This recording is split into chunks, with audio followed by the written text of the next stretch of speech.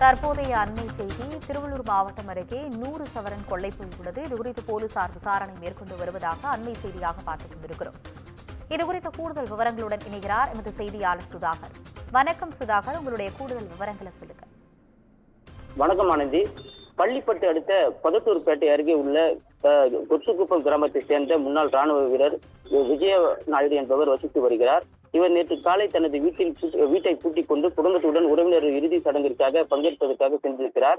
பின்னர் மாலை அவர் வீட்டிற்கு திரும்பி வந்து பார்த்தபோது வீட்டின் பின்பக்க கதவு பூட்டை உடைத்து இருப்பதைக் கண்டு அதிர்ச்சி அடைந்திருக்கிறார்.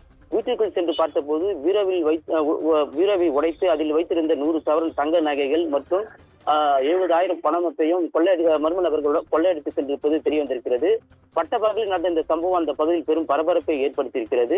இதைத் தொடர்ந்து பதத்தூர்பேட்டை காவல் நிலையத்தில் அளித்த புகாரின் பேரில் சம்பவ இடத்திற்கு விரைந்து வந்த போலீசார் வழக்கு பதிவு செய்து கைரேகை நிபுணர் மற்றும் மோப்ப நாய்கள் வரவைக்கப்பட்டு விசாரணை மேற்கொண்டிருக்கிறார்கள்.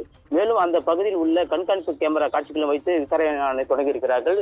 தொடர்ந்து வந்து அந்த பதத்தூர்பேட்டை இருக்கக்கூடிய அந்த பகுதி ஆந்திரா பகுதி என்பதால் ஆந்திரா கொள்ளையர்கள் கைவரிசை காட்டியிருக்கிறார்களா அல்லது தொடர்ச்சியாக திருத்தணியில் நடைபெற்று இருக்கக்கூடிய கொள்ளையர்களும் மீண்டும் இந்த கொள்ளை சம்பவத்தில் ஈடுபட்டிருக்கிறார்களா என்ற பல்வேறு கோணங்களில் போலீசார் வந்து விசாரணை தொடங்கி இருக்கிறார்கள். ஆனந்தி,